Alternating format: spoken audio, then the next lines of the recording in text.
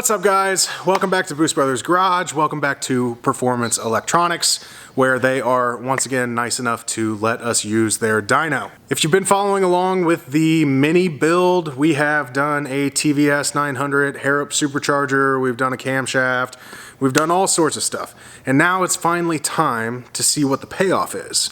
So, David just hopped in the car, we're getting ready to dyno it now. After we get dyno numbers, we're going to use the Dragy to do some real-world performance testing as well. I'm looking forward to it. Hope you guys enjoy.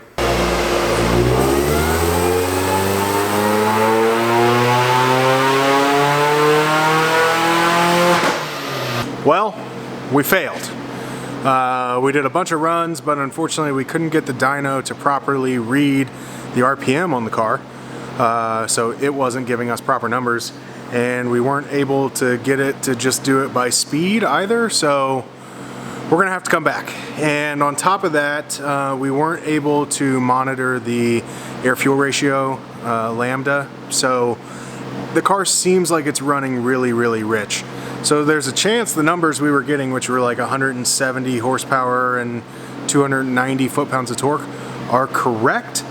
But I highly, highly doubt it based off of numbers I've seen from other cars with lesser mods. What's your favorite YouTube channel besides Boost Brothers? I mean, that's all there is. It's the only YouTube channel I know. It's a few days later. Before we slap the Mini back on the dyno, we've got the Turbo 07K 944 that we're finalizing some VVT stuff. So we're gonna run this once or twice. If you haven't seen this build, I'll post a link to the build series at the end of this video. It was a lot of fun, so if you haven't seen it, make sure you go back and watch it.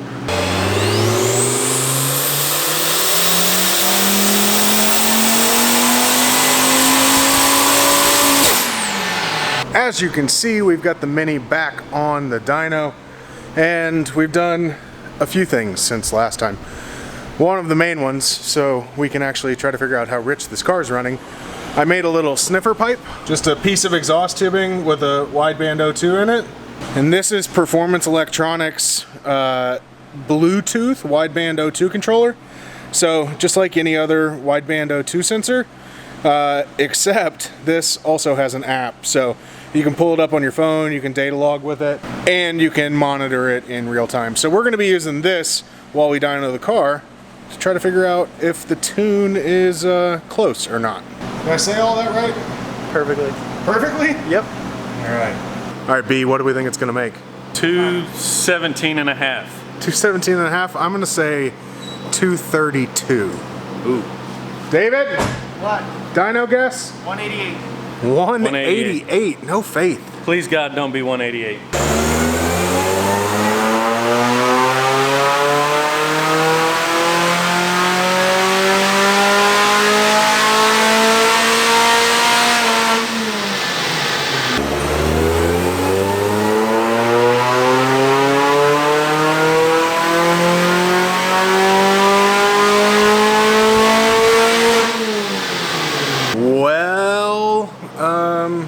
The dyno's still not cooperating. It says that we made 177 horsepower, which I think is pretty close to what stock Mini Cooper S makes with just some bolt-on mods. So I don't know, I just don't trust the numbers. The numbers on the 944 were low today too, so I don't know if the dyno needs recalibrated or what. But regardless, we're gonna go do a quarter-mile test, and we can use the trap speed and the weight of the car to find the power via a little equation. So one way or another, we'll let you know. It's way different than driving it before. I think it's definitely more than 11 horsepower above what it was. Yeah. I mean, it pulls. Yeah.